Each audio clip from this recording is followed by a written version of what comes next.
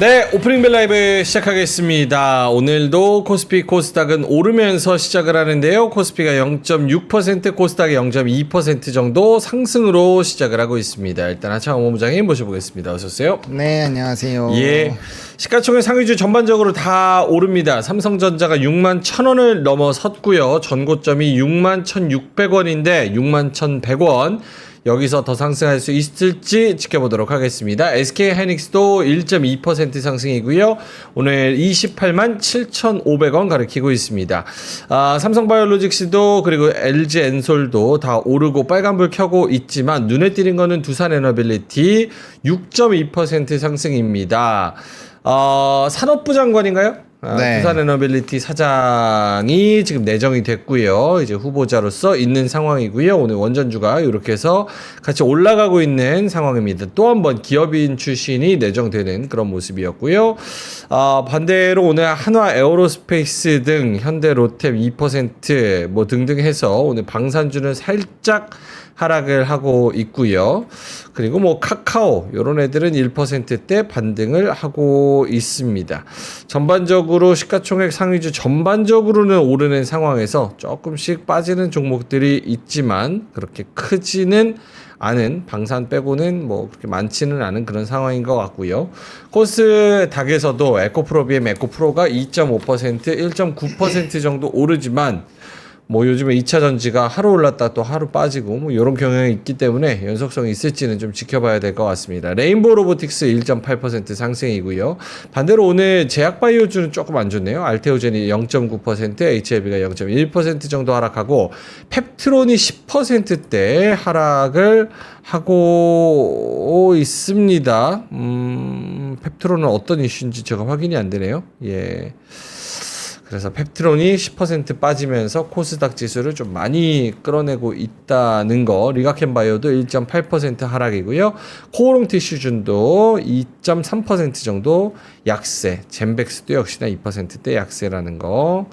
네이처셀도 마찬가지입니다. 자, 장원 본부장님 눈에 띄는 부분 있을까요?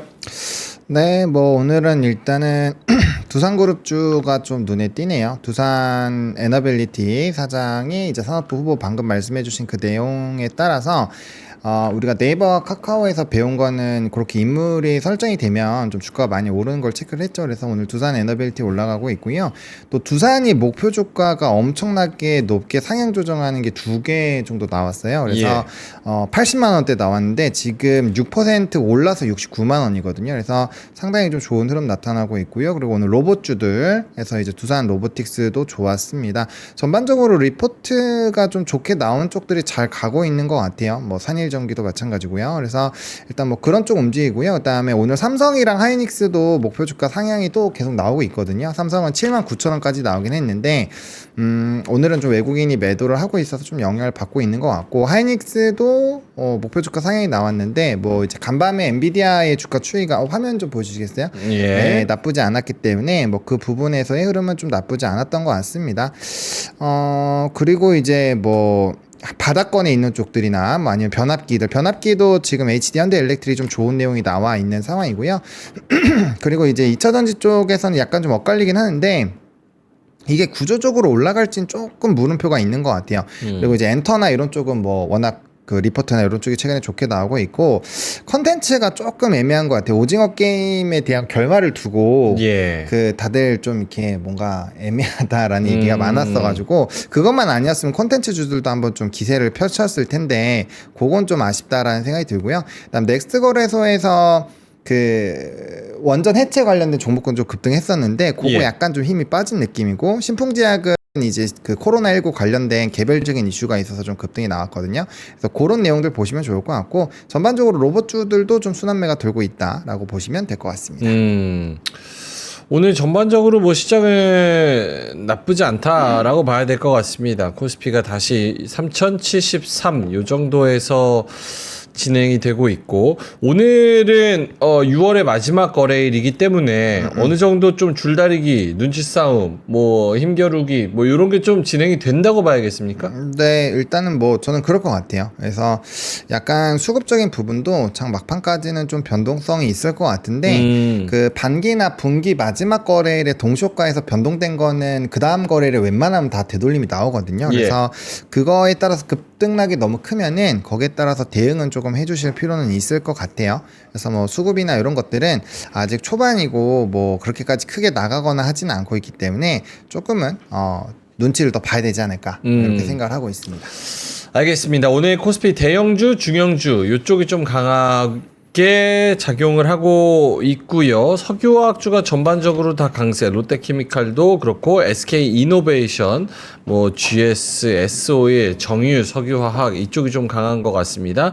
SK이노베이션이 13% 이상으로 치고 올라가고 있는 그런 상황이고요. 이게 이것 때문이 맞습니까? 이거 언급하셨나? 제가 못 들어가지고. 메리츠가 SK이노베이션에 이어서 SK온에다가 조단위의 PRS 제안했다?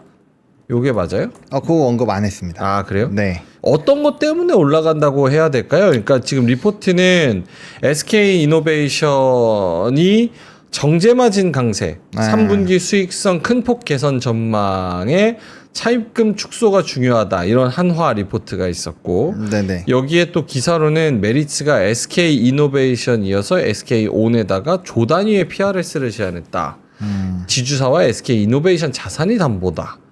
뭐 결국은 이제 돈을 빌려준다고 하고 돈이 돈다고 하면은 SK그룹한테 좋다라고 생각을 해서 이렇게 올라가는 건지 뭐로 봐야 될까요? 일단 두 개를 다 봐야 될 것 같아요. 왜냐면은 이노베이션이 뭐 한 일주일 전에도 이제 자금 유동 관련해서 또 단독 기사가 좀 크게 나왔었던 게 있거든요. 이게 매일경제 기사인데 일단은 제일 중요한 건 저는 실적의 개선인 것 같아요. 왜냐면 S-오일이 정제마진 개선 기대감으로 목표 주가가 굉장히 높게 상향 조정이 됐었고 거기에 따라서 주가가 꽤 많이 올랐었잖아요. 지금 전쟁 관련해서 좀 급등락이 나오다 보니까 약간의 좀 힘이 빠지긴 했는데 이게 이제 5만 원대에서 목표 주가 한 8만 원대 나와가지고 이게 6만 7천 원대까지 왔다 갔다 했거든요. 그래서 이 실적에 대한 개선 기대감은 있는 것 같고요.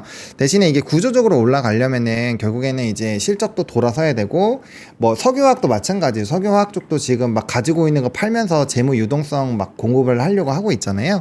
그거랑 같은 개념이라고 보시면 될 것 같고요.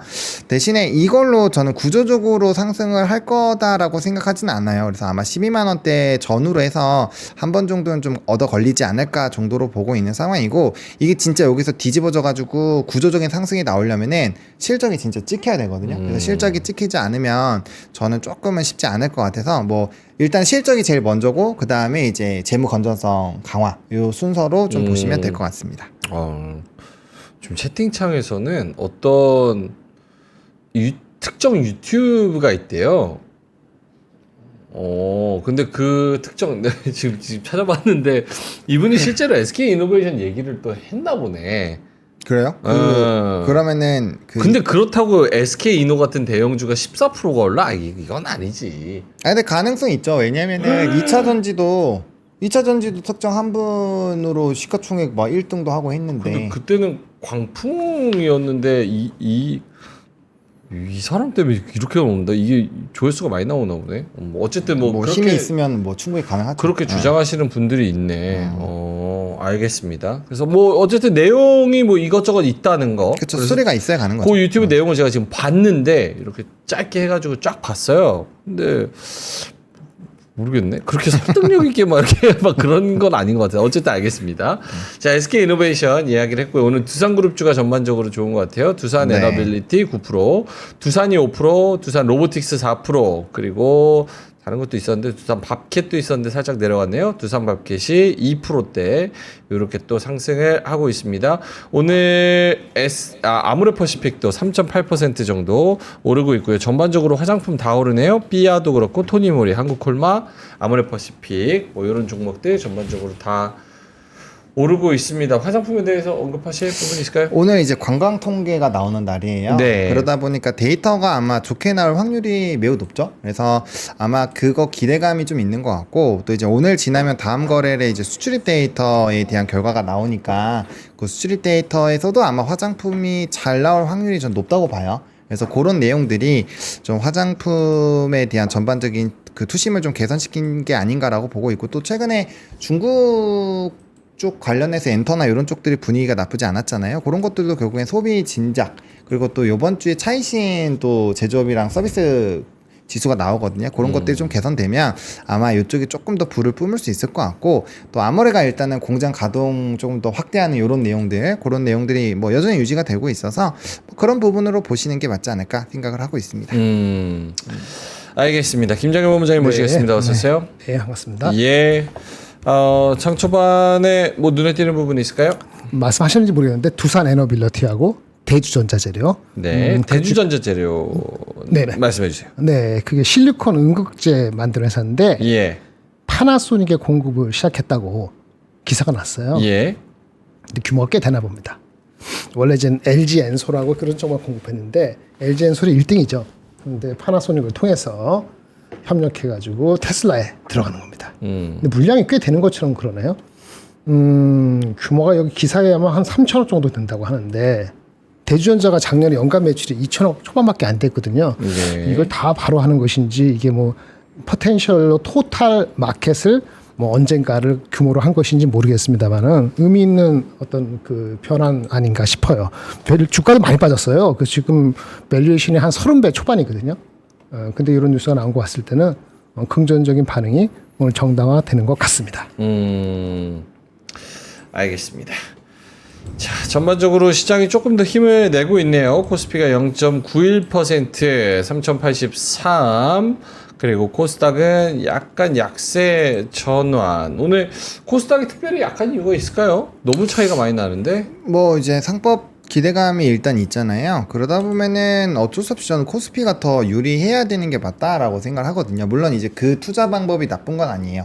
코스피랑 코스닥이랑 분명 괴리가 생겼고 그 키높이를 맞추기는 할 거예요. 우리나라 증시가 그래 왔기 때문에. 그래서 그거를 선제적으로 들어가시는 분들이 많은데 결국엔 가려면 바이오가 일단 달려줘야 되거든요. 근데 사실 바이오가 단기적으로 막 어마무시하게 올라갈 만한 개별 모멘텀이 있느냐? 라고 봤을 때는 조금 물음표가 있긴 해요. 예. 네, 그래서 그 일정들이 조금은 좀 부재하기 때문에 뭐 2차 전지나 이런 것들이 뭐 키높이 맞추고 뭐 테슬라 발로 움직이고 하더라도 사실상 좀 쉽지 않다라는 거죠. 그래서 바이오가 전반적으로 좀 날뛰어줘야 되는데 최근에 목표 주가 상향도 보면은 좀 일부 종목군들만 나오지 뭐 대규모로 막 나오고 있고 그러진 않아요. 그래서 결국에는 그쪽이 안 움직이면은 저는 조금은 이제 코스닥보다는 코스피가 좀 유리하지 않을까라는 생각을 여전히 갖고 있습니다. 알겠습니다. 현대 떨어지는 종목들 이야기를 좀 해보자면 오늘 카카오페이가 7% 추가적으로 좀 떨어지고 있고요. 78,000원대까지 내려갔네요. 이제 4일 전에 11만 4천원 하던 게 77,800원까지 내려간 그런 상황이고요. 현대 오토에버가 5%대 약세, 카카오뱅크도 2.4% 마이너스 이 정도로 좀 찍히고 있고 한미반도체 이런 종목들도 좀 떨어지고 있네요. 오늘 떨어지는 종목들 특히나 이제 카카오페이나 현대오토에버 여기서 코멘트를 해주신다면? 네, 일단은 카카오페이는 뭐 이제 미국장에서 서클의 주가 추이가 뭐 상당히 좀 크게 영향을 미쳤다라고 보시면 될 것 같습니다. 이게 콜이랑 푸 쪽이 이제 풋은 200 이하로 쭉 깔려 있었고요. 콜은 네. 이제 270 이상으로 쭉 깔려 있었는데 절대적으로 콜이 졌습니다. 네, 그래서 좀 급락이 나왔고요. 근데 이제 스테이블 코인에 대해서는 트럼프 대통령이 되게 강하게 압박을 하고 있어요. 빨리 내 서명하게 갖고 와라 하고 있어서 7월 초에 아마 이제 하원 그 통과가 될 예정이에요. 그래서 그거 되고 나면은 속도가 좀 붙을 거고요.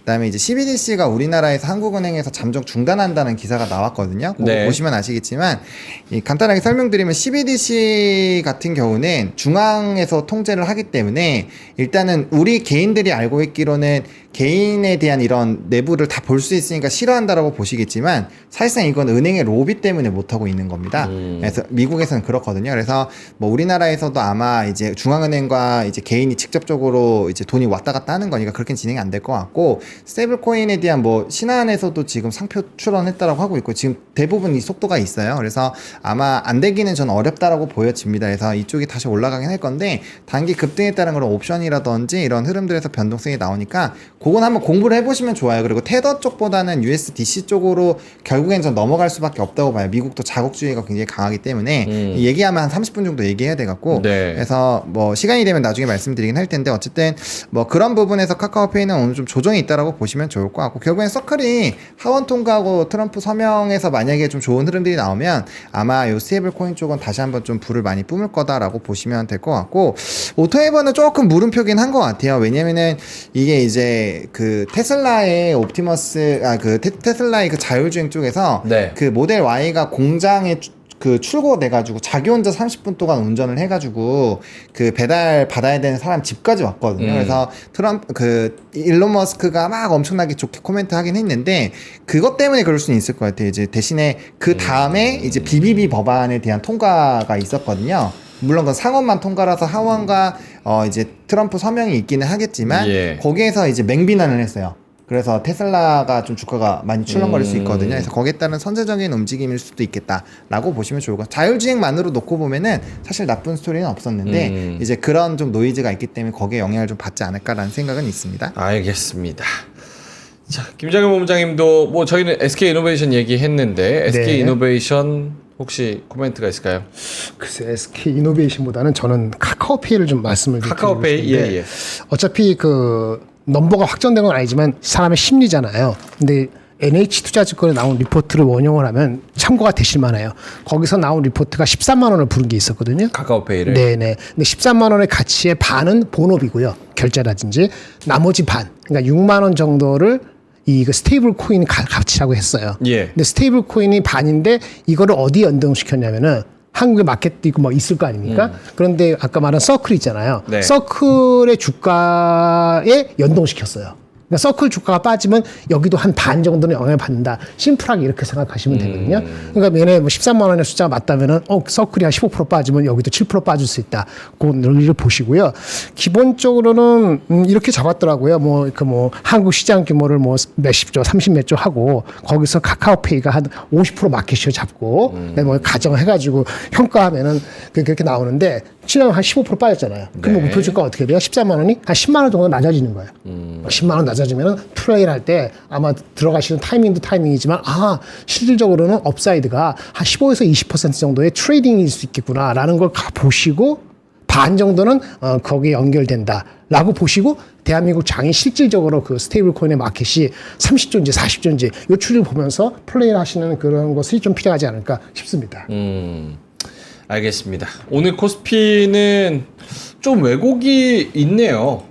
SK 이노베이션이 17% 가는데 오늘 2차전 지주가 좀 잘 가는 부분에다가 석유화학 같이 가는 부분에다가 만약에 뭐 채팅창의 의견들이 맞다면 뭐 어떤 언급에 의한 영향 그거에 따른 상승 요게 이제 17% 간다고 생각을 18% 넘게 가네요. 18% 넘게 간다고 생각을 한다면 오늘 코스피 지수가 0.45% 오르지만 요거는 살짝 실질적으로 SK 이노베이션을 제외한 거라고 생각을 해서 조금 조정이 들어가야 되지 않나. 0.3 정도? 한 0.3 그렇죠. 정도 플러스로 봐야 되는 거 아닐까? 이런 생각이 좀 들기는 합니다. 네. 오늘 근데 진짜 변동성이 어마어마합니다. 코스피가 0.9 갔다가 지금 5분 만에 0.3 이렇게 상승폭을 또 축소하기도 하는 그런 모습이고요. 코스닥도 역시나 마찬가지로 0.3 마이너스까지 쭉 내려간 그런 상황이어서 오늘 진짜 트레이딩 하시는 분들은 재밌겠다는 생각이 들고 또 꾸준히 좀 이렇게 진득하게 하겠다라는 분들은 좀 어지럽겠다는 생각이 듭니다. 왜냐면 상승 종목들도 올라가는 종목들 아까 두산그룹주가 쫙 포진돼 있었는데 지금은 이제 두산에너빌리티도 윗꼬리가 좀 달렸고 그 외에도 NC소프트가 좀 치고 올라오고 있고요. 그리고 뭐 KT나 LS 뭐 이런 종목들 하나오션, 뭐 HD 현대, 뭐 이런 종목들이 아까 안 보이던 종목들이 조금씩 또 치고 올라오기도 하고요. 예, 그래서 오늘 이런 종목들의 변동성이 꽤 크니까 그런 부분들 염두에 두셔서 좀 트레이딩을 해야 될 것 같습니다. 창원 부장님 뭐 다른 부분 눈에 띄는 부분 있을까요? 오늘 NC소프트가 되게 많이 오르는데 요즘에 제 유튜브 쇼츠나 이런 데는 아이온이 많이 뜨더라고요. 근데 이제 요게 아이온? 네, 두 개가 있는데 아이온 2 이제 공식적으로 이제 막 소통하고 그런 게 이제 곧 시작이 될 거고, 그다음에 이제 그 판호받은 리니지 M 요거 이제 또 중국 관련된 이슈가 있는데 저는 만약에 진짜 MMORPG가 잘 되면 주가 진짜 많이 오를 거라고 생각을 합니다. 근데 이제 그 생각이 있는 거죠. 좀 젊은 친구들이 과연 이 게임을 할까? 이렇게 사실 굉장히 많은 노력을 해야 되거든요. MMORPG 해보신 분들은 아시겠지만 인생에 사실 3분의 1은 갈아 넣어야 돼요. 그 정도로. 근데 대신에 재밌긴 진짜 재밌는데 일단 제가 이제 그 처음에 홍보 영상이나 이런 것들을 봤을 때는 아이온 1보다 자유도가 굉장히 넓어진 그냥 확장팩 느낌으로 많이 보여지거든요. 예. 그래서 만약에 그 과거의 향수가 있으신 분들, 그러니까 이제 무공장 쪽을 조금 이제 우리가 재미없는 방향으로 이제 인터넷 다 얻는 그런 방향이 아니라 PVP 쪽으로만 하면은 전 되게 잘 될 것 같기는 해요. 왜냐면 뭐 이제 조금 여유력 되시는 분들은 또 게임도 많이 하시고 하니까. 근데 이제 그게 결국엔 좀 결판이 날 것 같고, 대신에 이쪽은 이제 과금 BM이 항상 문제가 됐잖아요. 비즈니스 모델 쪽에서 과금 모델이 너무 강한 게 좀 문제긴 한데, 요즘 대부분의 게임사들이 이 좀 이렇게 현금 유도되는 게 많이 줄어들긴 했어요. 그런 거 공개되고 나서 실망한 사람들도 많고요. 그래서 이게 수익성이 어느 정도 나온지가 결국엔 핵심일 것 같고요. 근데 조금 흥행은 될 것 같아요. 왜냐면 유튜브 트래픽도 꽤 나오고 조회수도 꽤 많이 나오는 걸 보면은 확실히 이게 과거의 향수가 있는 게임이다 보니까 좀 그런 부분들이 얼마나 좀 기대감이 더 확장이 되는지 정도는 한 번 정도는 체크해 보시면은 그래도 좀 재밌지 않을까 이렇게 생각합니다. 김장희 본부장님도 눈에 네. 띄는 부분 있을까요? 아까 말씀하신 거로 SK 그거 약간 그거 이슈를 제외해 놓으면은 시장은 사실은요 약간 경계감이 있는 것 같아요. 시장은 경계감이 있다. 있어 보이는 게 미국에서 그 미뤄졌잖아요. 그 이제 관세하는 거 미뤄진다고 미국장은 알고 끝났잖아요. 근데 사실은 그게 아니고 결국은 미뤄질지 안 미뤄질지는 내가 레터 보내는 거에 따라 다르니까 레터 기다려. 누구한테는 레터가 10% 가고 누구는 25%, 누구는 35% 간다는 거 아니겠어요? 그 자동차 같은 경우는 나 그거 못 해먹어. 일본하고 이런 딜 같은 거. 이런 식으로 했기 때문에 사실은 장 마감하고 나서는 사실은 약간 헐키시했어요.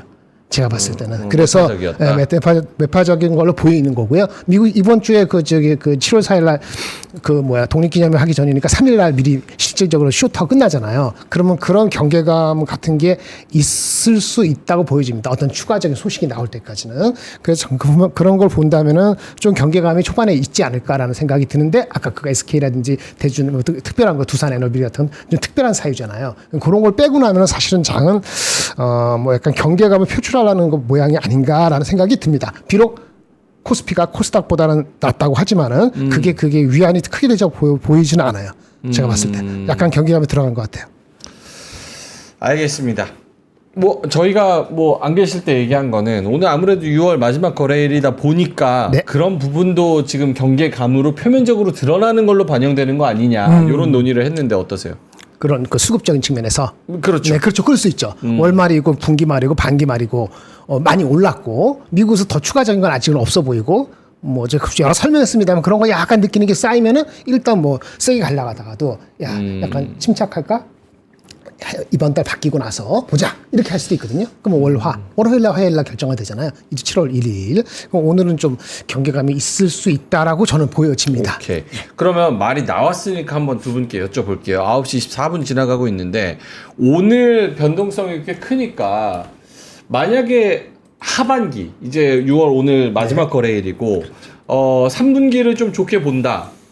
관세건 전쟁이건 여러 가지 이슈를 다 합쳐서 3분기가 계속 3,000에서 3,100 치고 나가서 3,300 트라이를 3분기에 할 수 있을 것 같다. 그리고 내가 거기를 그 지수 상승을 주도할 수 있는 섹터가 보인다라고 한다면 오늘의 변동성을 또 이용해서 또 조금씩 분할로 이렇게 사볼 수도 있는 거잖아요.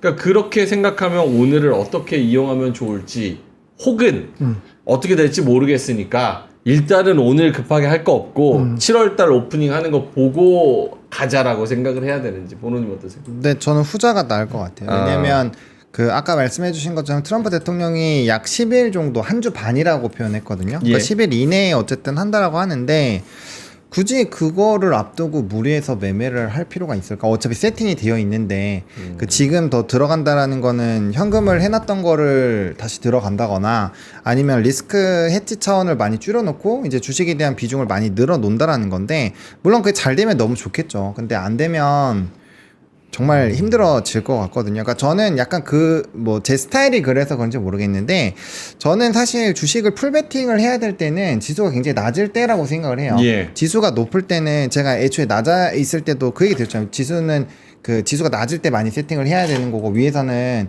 편안하게 보면서 이제 비중 좀 조절하면서 끌고 가는 게 맞다라고 계속 말씀을 드리고 있는데 저는 그렇게 하는 게 맞을 것 같아요. 그리고 요 정도 조정 나와서 현금 쓸 거였으면 애초에 베팅을 그냥 거는 게 맞죠. 뭐하러 현금 갖고 있어요. 이 정도 조정으로는 저는 현금을 안 쓰는 게 좀 맞을 것 같아요. 현금은 우리가 진짜 예상치 못한 이게 왜 이렇게 빠져? 약간 요럴 때 쓰려고 두는 거지.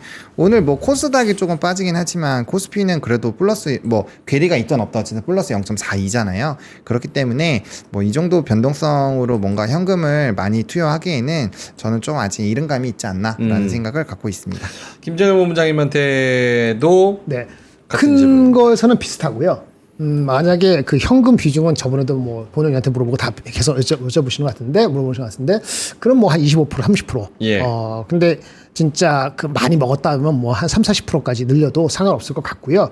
그러면 그 안 팔고 장을 좋게 본다면 3,200, 그렇죠. 근데 이제 보는데 변수는 관세가 어떻게 될지 모르는 통보가 있으니까 기다려보자는 얘기고 안 파는 거, 이익 실현 안 하는 거는 하이닉스, 그 다음에 그 변압기, 조선, 화장품, 지금 계속 반복적인데 그 정도는 마지막까지 가지고 있을 것 같아요. 예. 아직 뭐 특별하게 드러날 것 같은 건 아직 확실한 게 아니잖아요. 나머지 것들에서는 저는 이제 뭐 그 현금화를 현금이 만약 5% 10%밖에 없다 그러면은 네. 그 정도 그쪽 나머지에서는 좀 챙길 수 있죠. 이렇게 생각합니다.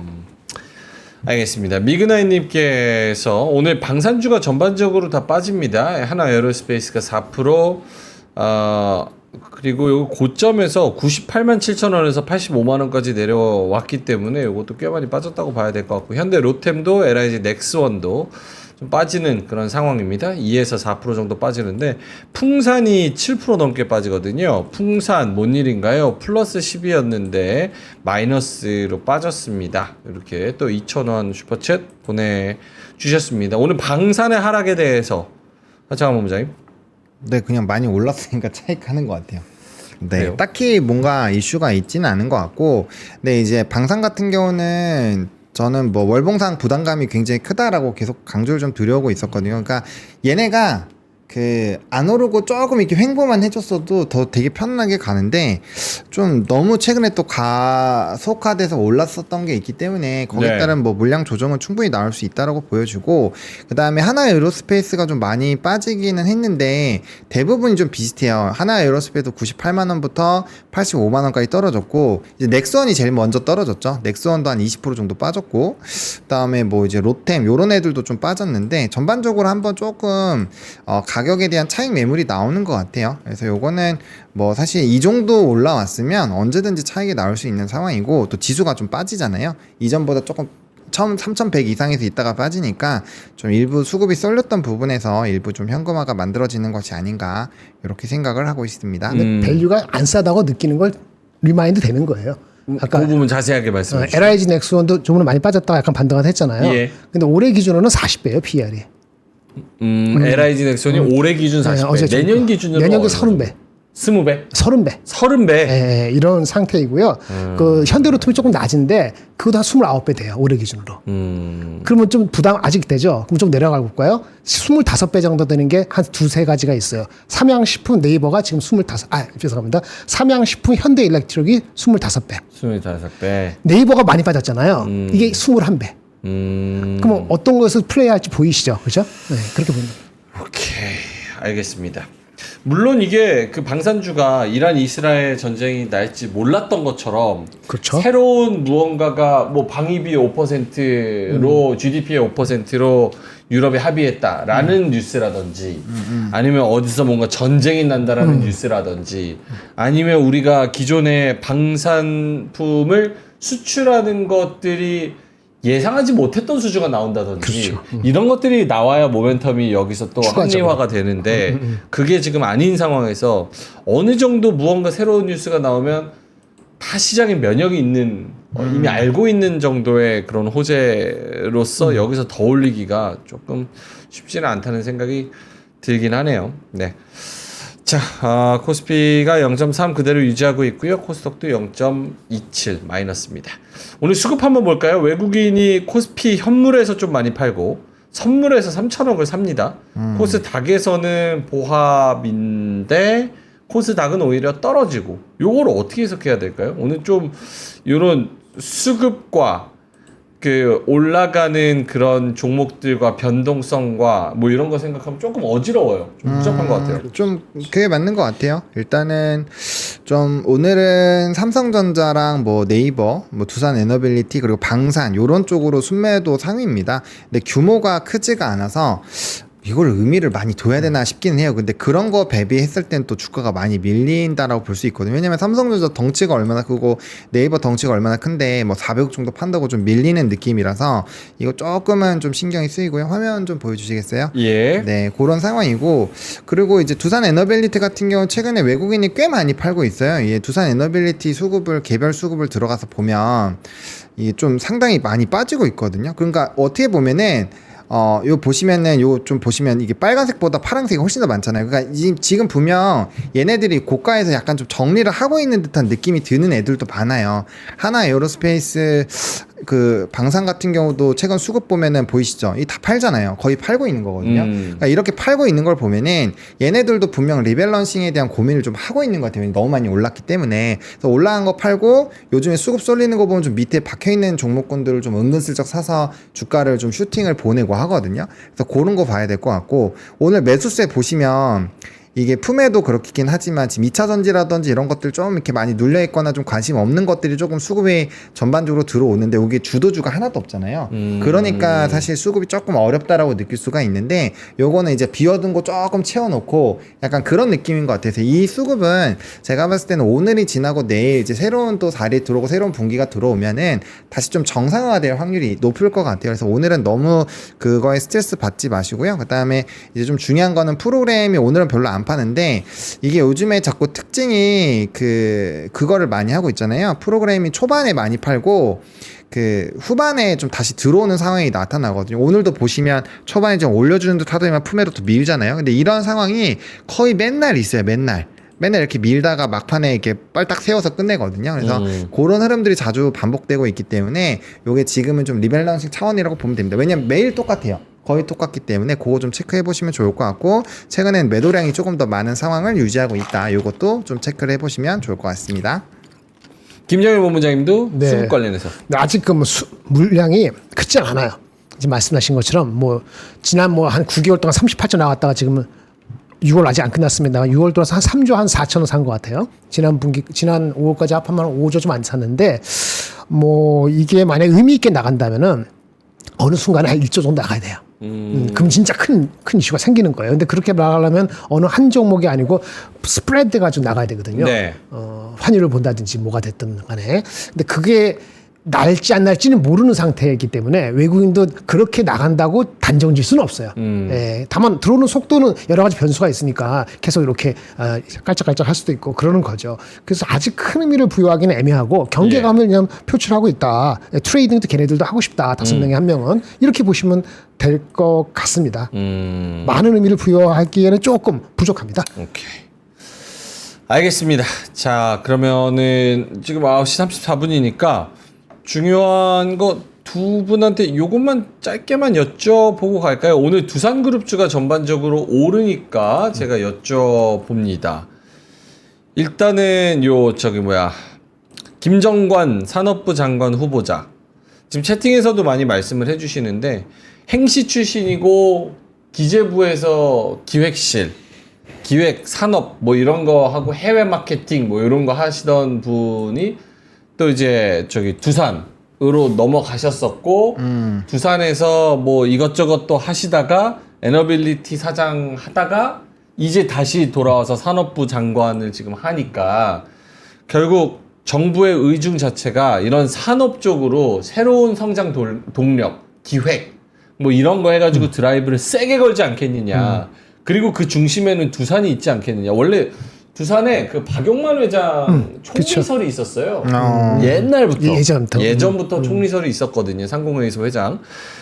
이런 것처럼 두산이 정부랑 정부 정책이랑 굉장히 밀접하게 예전부터 많이 연결이 돼 있었고 그 부분에 있어서 산업 쪽으로도 좀 드라이브를 많이 세게 걸지 않겠느냐. 근데 이제 두산 에너빌리티 사장이 왔다고 하니까 원전에 다시 시동을 걸고 무언가의 에너지의 그런 부분에 초점을 맞추는 게 아니냐. 뭐 이런 이야기들에 꽤 많이 기대를 해서 오늘 두산그룹주가 좀 오르는 것 같은데 요 뉴스에 대한 두산그룹의 상승을 어떻게 가치 평가를 해야 되면 앞으로의 그런 기대감, 센티멘탈, 펀더멘탈 뭐 다 생각을 어느 정도를 러프하게 해보자면은 어떤지 김장훈 본부장님 먼저. 센티먼트 당연히 좋고니까 네. 아까부터 많이 오른 거죠. 그리고 아직 목표 주가가 괴리도 아직 있는 상태인데 약간 좀 빨리 오르다 보니까 약간 숨이 차거나 어떡하지 이런 생각들을 가졌을 거 아닙니까? 근데 요런 그 타이밍에 또 정부 요직으로 이렇게 가신다고 하니까 어쨌든 센티먼트 당연히 좋은 거고요. 펀더멘털이라는 거는 이게 우리가 수출하는 거잖아요. 뭐 체코건 뭐 미국에 계속 원전 질 때 그 상대방이 있으니까 상대방하고 조율할 때 그 산업에서의 경험을 바탕으로 했을 때 좀 더 생각을 하고 당연히 그걸 하지 않겠습니까? 뭐 그런 거에 대한 것도 어느 정도 연관성이 있다고 정성적으로 분석할 수 있는 거죠. 근데 정량적으로 그래서 그것 때문에 수주가 안 될 게 이미 수주 뭐 20조, 15조 받아놨거나 한데 그게 더 올라간다든지 이런 걸 정량할 수는 없는 거고요. 그런 분위기에서는 뭐 좋습니다. 근데 밸류에이션 상으로 그것 때문에 더 올라갈지는 여전히 미국이라든지 그쪽 원전에 해는 거 SMR 수주되는 거를 트렌드를 보면서 반영할 것 같아요. 저는 봤을 때는 밸류에이션은 많이 반영돼 있다고 봅니다. 예전에 LG 엔솔이 들어갈 때 LG 상장할 때 막 해갖고 EV/EBITDA 뭐 40배, 50배 줬잖아요. 근데 우리 주식도 한 30, 40배 이상 줘야지 이 주가가 7만 원, 8만 원 계속 가는 거거든요. 그러니까 어디까지 스트레칭 할지는 이게 지금 28년에서 30년을 지금 땡기려고 그러는 거거든요. 네. 28년을 지나서 30년을 땡기는 걸로 가면서 기정사실을 해서 땡기는 것이 EV/EBITDA 뭐 28배, 30배 해가지고 7만 매출에 나온 거예요. 에너빌리티? 네, 두산 에너빌리티. 그러니까 그거를 더 땡기려면 이 30년 이상 가든지 아니면 그 넘버가 확인되든지 뭐 이렇게 내야 되는 거니까 그 속도 조절은 저절로 될 겁니다. 나쁘다는 게 아니고 그건 인정해야 되고 두산 에너빌리티가 NAV의 핵심을 차지하고 있는 게 두산이잖아요.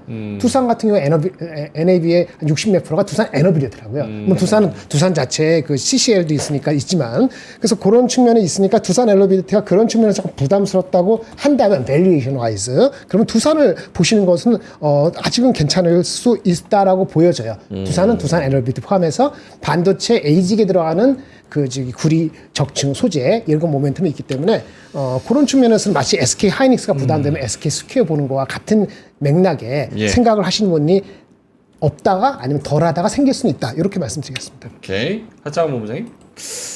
네, 뭐 저는 그렇게 보고 있어요. 네이버 카카오 쪽에서 어쨌든 그 인물 등록이 결국엔 됐잖아요. 그거 관련했을 때 이제 주가가 급등한 거를 봤으니까 일단은 거기에 따른 좀 주가 반영이 오늘 있었던 것 같고요. 거기다가 오늘 두산의 목표 주가가 두 개나 좋게 나왔는데 그 주요 요인이 로봇이랑 원전이었거든요. 네, 그렇게 해서 목표 주가 상향이 크게 두 개나 나왔어요. 오케이. 이거 아까 초반에 말씀을 드렸는데 어쨌든 그런 부분들까지 좀 엮이다 보니까 오늘 좀 동시다발적으로 좋은 흐름들이 나올 것 같은데 일단은 저는 모멘텀 플레이로 보는 게 맞지 않을까라고 보고 있고요. 원전은 어차피 그걸로 보셔야 될 것 같아요. 이제 그 어쨌든 두산 에너빌리티 사장분이 이제 넘어가는 거니까 약간 정부 정책이 이전보다는 조금 더 원전에 우호적이지 않을까라는 부분도 붙을 수가 있거든요. 기존에는 약간 재생에너지 조금 더 우선시하는 부분이 있었는데 그것만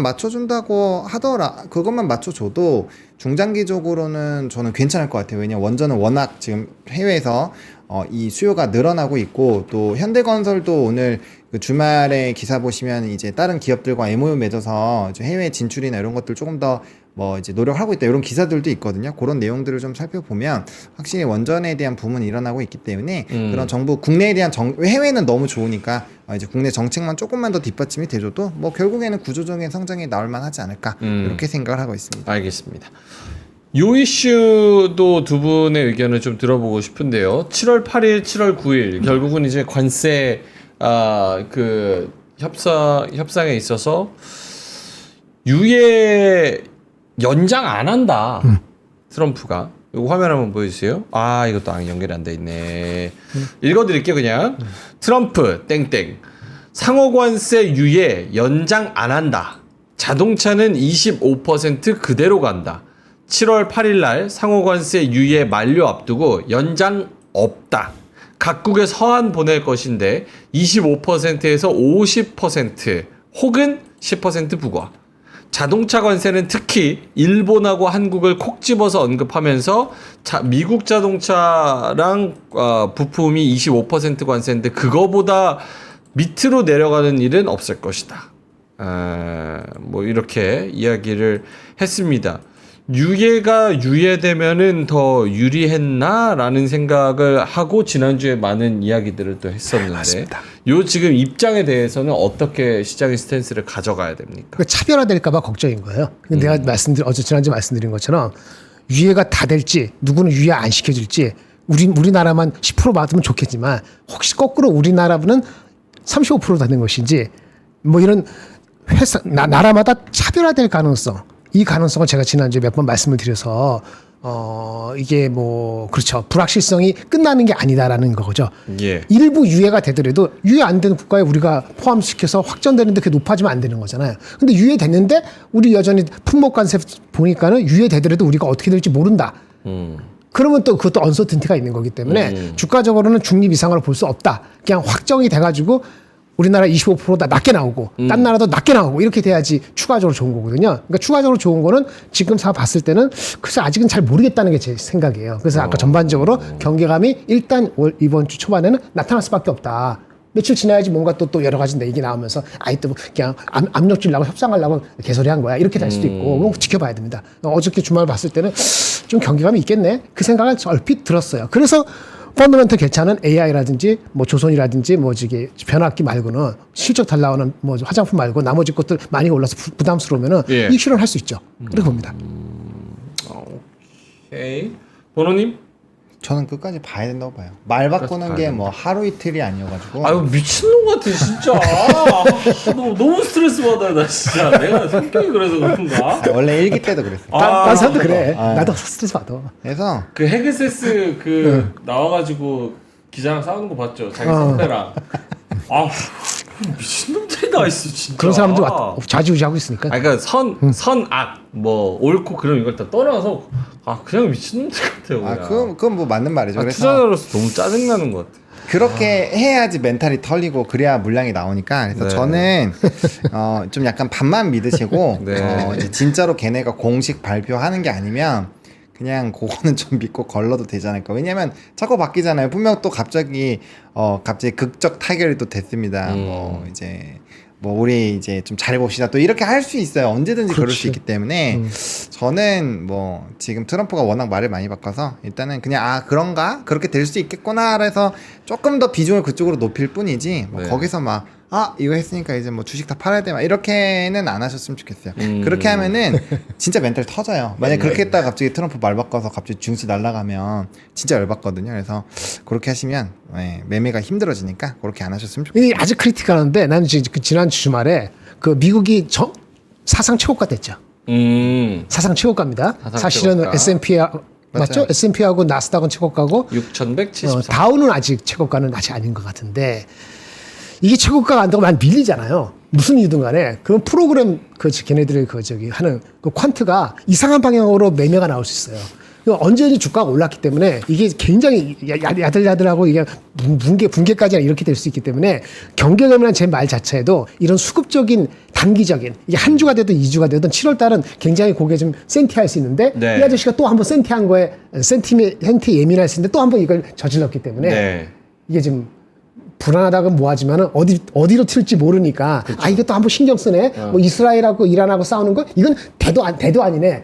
라는 생각이 갑자기 드는 거예요. 이스라엘 이란은 저는 사실은 대도 아니라 생각했거든요. 이란은 지는 거 끝이고 이건 뭐 한 달 안 간다라고 봤는데 그건 맞았어. 근데 트럼프의 정작 이거는 솔직히 관세는 일주일 될지 또 내일 모레 갑자기 버튼 턴을 누구한테 보내고 또 본보기 보일지 아니면 의아만해서 기분 좋아갖고 그냥 대부분의 딴 나라는 25%도 대한민국만 15%에 될지 알 수가 없는 거니까. 그러니까요. 그거는 결국은 뭐냐 펀더멘트로 스트롱한 주식을 그냥 붙들고 있고 많이 빠지면 좀 사보든지. 근데 현금이 없으면 사지 말고 지금 네. 불안하니까 이렇게 보는 거죠. 그 이상 할 수 있는 게 없어요. 그러니까 약간 징징대는 소리 한 게 결국 이 주식 투자라는 게 좀 불확실한 변수들을 하나씩 제거해 나가면서 그렇죠. 나만의 논리를 세워서 그게 맞아 들어갈 때에 이제 주식 투자를 내가 희열도 느끼고 맞아. 수익도 나고 그리고 또 많은 사람들이 돈도 벌고 그런 부분인 건데 이거는 1등 국가라는 나라가 뭐 전쟁에 있어서도 막 뭐 정확한 정보를 제공도 안 하고 그 관세도 온 나라 상대로 다 이랬다가 저랬다가 언제 한다 그랬다가 유예하는 건지 마는 건지 대변인 말 다르고 또 트럼프 말 다르고 또 뭐 나중에 까보니까 또 다르고 품목마다 다르고 그러니까 이게 이런 부분에서 참 물론 이 불확실성도 당연히 시장의 하나의 변수고 요인이고 이렇기는 하지만 좀 하는 사람 입장에서는 답답하다라는 그럼 생각이 다 비슷한 생각이죠. 좀 드는 것 같습니다. 맞습니다. 근데 이걸 또 기회로 활용해가지고 또 싸게 사고 그렇죠. 그걸 수 높게 또 파는 그런 분들도 계실 테니까 저의 부족함이겠지만 어쨌든 짜증은 납니다. 죄송합니다. 예. 알겠습니다. 두 분 자료 오늘 좀 중요한 거 뭐 오늘 시간이 많이 없어가지고 네네. 시간이 많이 없다고 하니까 댓글에서 또 야 네 말하는 시간 반만 줄여도 자료를 하나도 더 하겠다는 죄송합니다. 예. 그것도 또 불확실성인 거죠. 이 방송에 그렇게 받아들이시면 감사하겠습니다. 오늘 자료 어떤 거 있을까요? 그 삼성전자 지난주 삼성전자. 금요일에 나왔던 거 있잖아요. 네. 우리가 속보로 보여드린 거.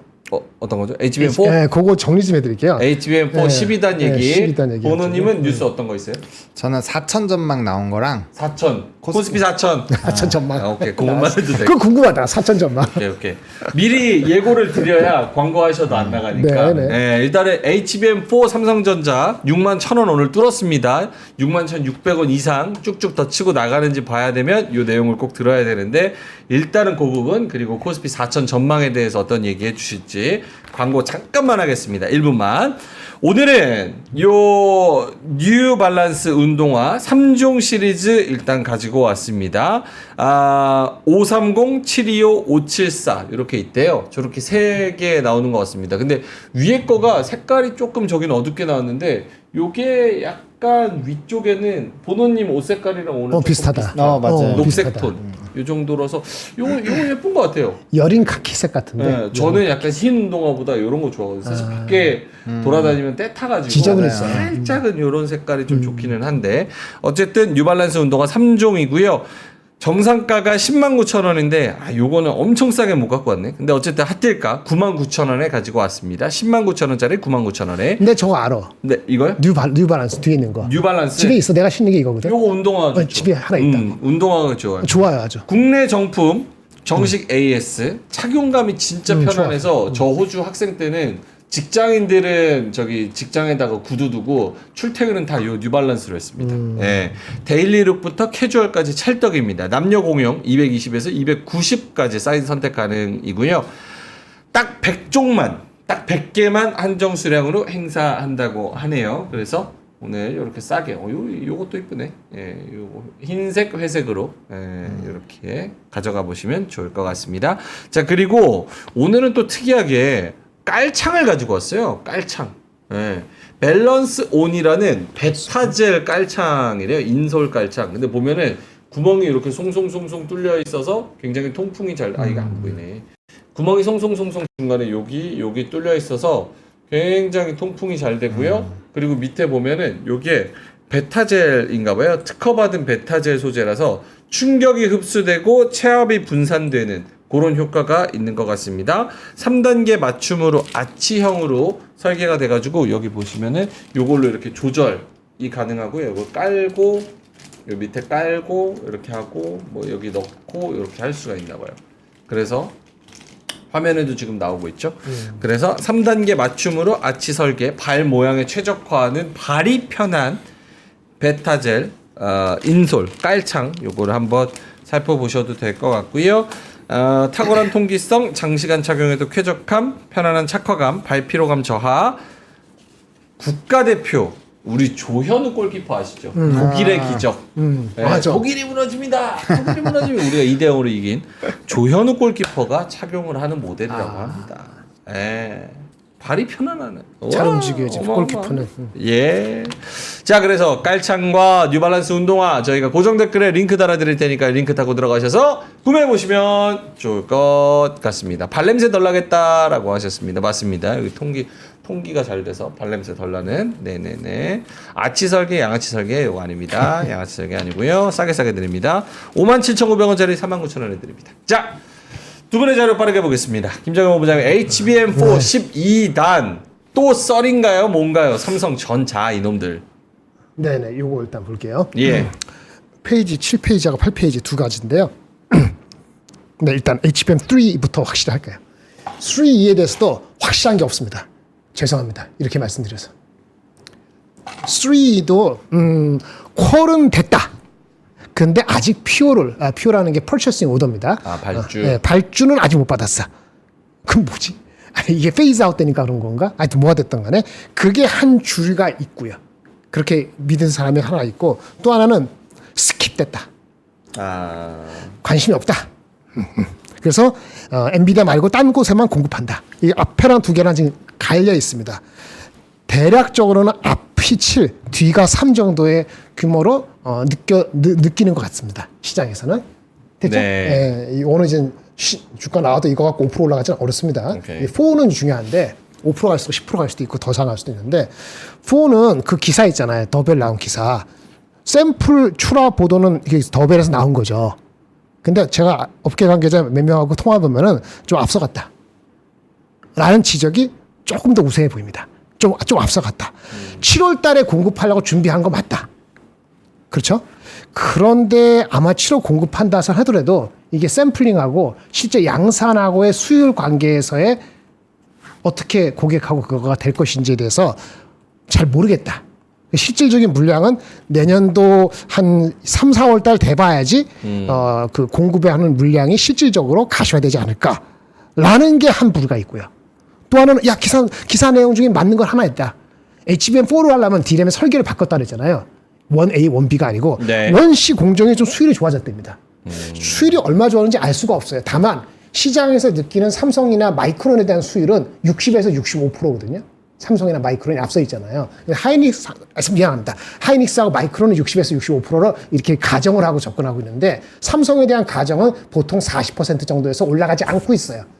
좋다고 하면 그 수율을 넘는 수율이 확인돼야 되는데 그렇게 전해 듣고 있고 사활을 걸고 있는 건 분명하다. 그런데 아직 물량에 대해서까지 얘기하기는 좀 이르다. 그래서 전체적으로는 조금 앞서간 것 같다. 이런 게 조금 더 우세해 보입니다. 근데 사활을 걸고 있으니까 원시 공정 자체가 좋다 보면은 많이 늦지 않으면은 아마 아직 마이크론하고의 그 실제 공급하는 시기는 마이크론하고는 비슷하지 않을까라고 생각하는 사람들이 있는 것 같아요. 지금 하이닉스는 이게 언제 공급했을까요? 올해 3월에 공급했거든요. 샘플을. 그러니까 이거는 하이닉스가 먼저 나가는 건 맞는데 네. 마이크론은 이제는 10월인 마이크론은 6월인가에 샘플을 공급했어요. 그러니까 삼성전자가 7월 정도 넘어가기 전에 공급하면은 샘플 출시 입장에서 보면은 마이크론하고 삼성하고 큰 차가 없기 때문에 요거는 아직은 기대가 갖고는 있다. 그런데 저번에 기사 나온 거는 조금 앞서 나간 것 같지 않은가 이렇게 본다. 여기까지입니다. 알겠습니다. 많은 분들이 지금 목 빠지게 기다리고 있는 삼성전자 퀄테스트 통과 발주 또 뭐 납품 요런 이야기들 요런 것들이 계속 나오는데 최근에 삼성전자가 뭐 3개월 동안에 그래도 52,900원에서 61,000원까지 꾸준히 올라오고 있긴 합니다. 확실히 이제 시장이 좋아지면서 전반적인 기대감도 같이 좀 올라가는 것 같은데 하나의 강력한 모멘텀이 좀 나와줬으면 좋겠다는 그런 많은 사람들의 바람이 있는 것 같습니다. 자, 보로님도 뉴스 한번 가볼까요? 네, 일단 오늘은 요것만 전달 드려야 될 것 같은데 코스피 4천 전망이 나왔습니다. 이거 하나증권에서 나온 거고요. 뭐 KB가 3,700, 그리고 유한타나 뭐 한국투자 이런 데는 3,000대 초반에 대부분 좀 설정이 되어 있어요. 예, 그래서 화면 한번 보여주세요. 네, 예. 평균치는 이제 3,224 정도로 예상이 되어 있는데요.